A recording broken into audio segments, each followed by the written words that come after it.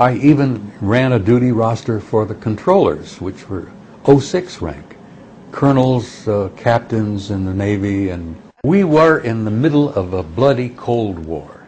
Okay, so it was during the This Cold War. was in 1960. I arrived in 63. Right. The study was completed in 64. The Warsaw Pact and NATO were lined up along a divided Europe. We were bristling with arms. We had 50 divisions here. The Soviets and the Warsaw Pact had 100 divisions here. World War III was just moments away. Okay. That's how close it was. So young what you're people saying- like yourselves cannot imagine what that would be like. So we're in the middle of what's called the Cold War, and you're reading about our relationships and interactions with alien races. Well, let me give you some reason, first of all, why the study was concluded. In February of 1961, there was a massive flyover of unidentified objects coming out of the east from the Soviet Warsaw Pact area, flying toward the west, coming over our lines, over NATO lines, over Germany, over France.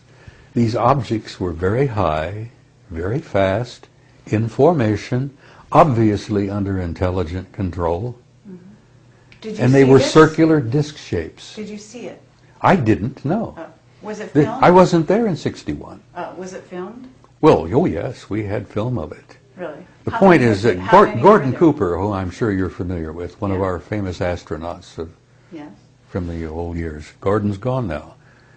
But Gordon shared with me one time, and he shared it publicly. He said, when I flew over Germany in the 50s, he says, we'd see these things all the time.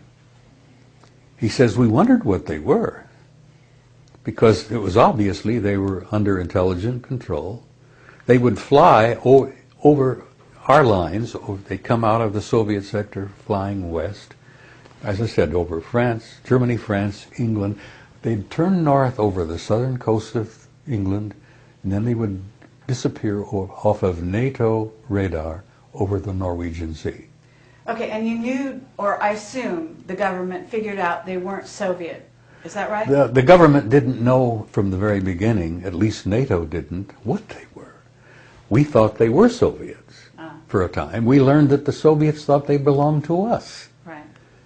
But they were very high, very obviously under intelligent control, in formation, and they would come sometimes en masse.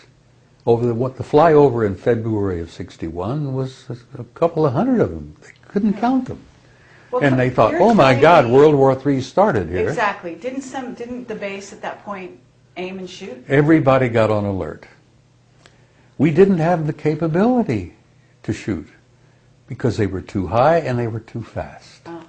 And in those days, we did not have the aircraft nor the weaponry to deal with this.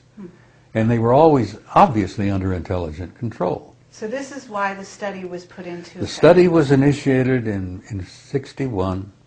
I arrived in 63. It was concluded and published in 64. And that, as I said, what's changed my life. Okay, what was the conclusion? You said they came to some conclusion. The study was designed initially to determine if there was a threat to Allied forces in Europe. It was a military study, a simple beginning. What Yes the hell is or no? going on? Was it a yes Is or there no? a threat here? Is there? Was there? And they concluded after 3 years, Yeah.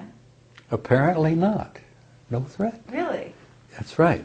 Now, the reason they concluded that is, first of all, the technology that they had been exposed to, the technology that had been repeatedly demonstrated to our military, to the Soviets, to everybody, was so far beyond anything we had or even could imagine that the technology was almost out of this world. No pun intended. So, if there had been a threat from these guys, whoever these guys were, Right. it would have been over a long time ago. As one of our old generals used to say, they could have cleaned our clock from the very beginning, because they demonstrated repeatedly technology that we couldn't even begin to touch. Okay, this is in the 60s. But didn't Eisenhower have a meeting and make a No. treaty with these people Okay. long before that time? Let me get back here and tell you that this study was the beginning for me. Okay. It opened the doors of my mind, so to Right. speak. I could never leave it. I could never lay it down. I could never walk away from it after that. Mm-hmm. And I kept, over the years, learning more and studying more. And as I said, it's lucky I didn't end up in jail, because I drove my friends up the wall. I pushed my security clearance to the limit.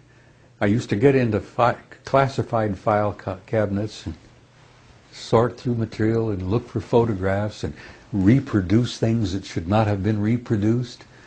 I was a damn nuisance, So I'm where's sure. the stuff that you...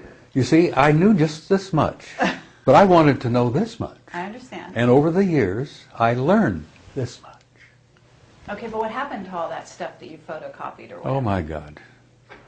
Is that a secret? Is that part of the reason why you haven't been... The material that I photocopied, I don't have anymore, because being somewhat intelligent, I knew that having classified material in my possession that I was not authorized to have meant jail. Mm-hmm. And as I said, jokingly said, going to Fort Leavenworth for 30 years. So I destroyed it, but I put it here. Right. And I remembered, and I memorized, and I kept notes for years and years. I had a whole series of notes. Well, okay, to get back to my question, though. Eisenhower had a meeting, theoretically, with aliens. I learned Truman all had this. given a shoot-down order years before you ever read the study. So Eisenhower did the never study- gave that order. That was given by an Air Force general. I can't remember the year, but I believe it was in the early 60s, that an Air Force general gave an order to shoot them down. That order was revoked within 90 days because something like 30 aircraft. Because when we started shooting at them, they had a unique way of eliminating all of the electrical systems in our aircraft. They didn't shoot bullets at us. We shot bullets at them and missiles and everything else. But if we attacked them, they had an incredible scientific procedure where they could literally nullify all of the electrical operations in our aircraft.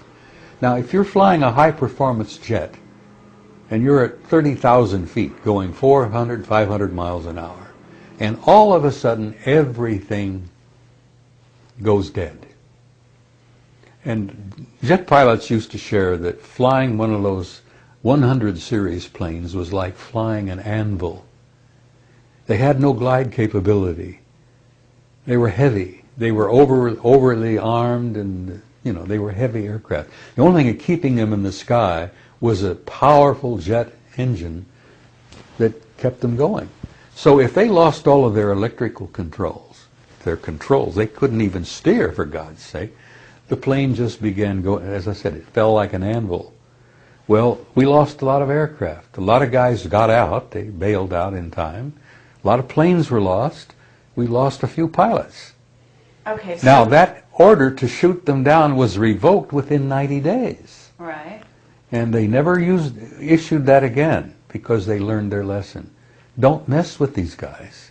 Okay, but you're telling me that you read a report in which the military states that their technology is not up to par, so that they can't compete with people that are flying over, invading their airspace, et cetera, et cetera. They don't know, I'm assuming they didn't know what their MO was. They didn't know what they were there to do, right? Let me tell you briefly what the conclusions of this 3-year study was. They concluded that apparently there was not a threat involved, because the repeated demonstrations of technology were so beyond anything we could do or match, that if they were angry at us or they're hostile, it'd be over. Okay, but the logic of that is not, it doesn't fit. Let me Just because continue. you can't compete doesn't mean it's not a threat. It still could be a threat. Let me go on. Could be an implied threat. This 3-year study did not find any example of overt hostility on their part. Okay. They were not shooting our planes down. We would shoot at them, but they would, poo-poo. It's like throwing little pebbles at somebody, see?